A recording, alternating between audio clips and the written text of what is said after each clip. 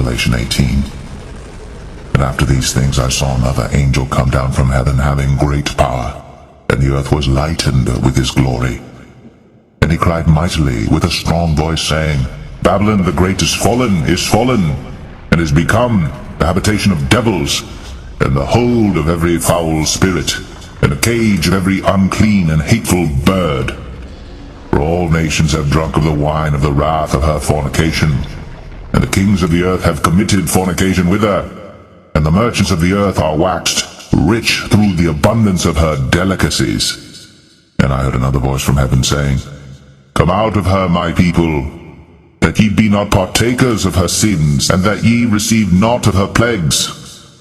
For her sins have reached unto heaven, and God hath remembered her iniquities. Reward her even as she rewarded you, and double unto her double according to her works, in the cup which she hath filled to her double. How much she hath glorified herself, and lived deliciously. So much torment and sorrow give her. For she saith in her heart, I sit a queen, and am no widow, and shall see no sorrow. Therefore shall her plagues come in one day, death, and mourning, and famine. And she shall be utterly burned with fire. For strong is the Lord God who judgeth her.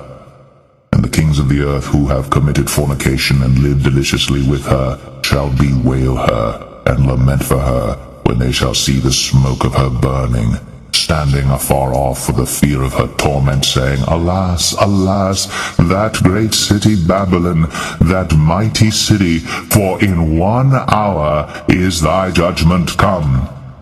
And the merchants of the earth shall weep and mourn over her, for no man buyeth their merchandise any more, the merchandise of gold and silver and precious stones, and of pearls and fine linen and purple and silk and scarlet, and all fine wood, and all manner vessels of ivory, and all manner vessels of most precious wood, and of brass and iron and marble and cinnamon and odors and ointments and frankincense and wine and oil and fine flour and wheat and beasts and sheep and horses and chariots and slaves and souls of men.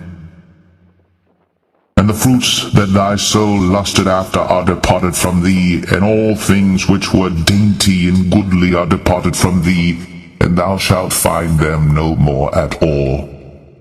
The merchants of these things which were made rich by her shall stand afar off for the fear of her torment, weeping and wailing, and saying, Alas, alas, that great city, that was clothed in fine linen and purple and scarlet, and decked with gold and precious stones and pearls. For in 1 hour so great riches is come to naught.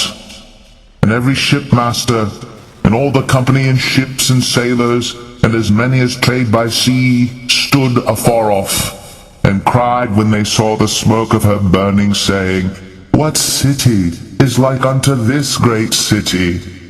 And they cast dust on their heads, and cried, weeping and wailing, saying, Alas, alas, that great city, wherein were made rich all that had ships in the sea by reason of her costliness, for in 1 hour is she made desolate. Rejoice over her, thou heaven, and ye holy apostles and prophets, for God hath avenged you on her. And a mighty angel took up a stone like a great millstone, and cast it into the sea, saying, Thus with violence shall that great city Babylon be thrown down, and shall be found no more at all.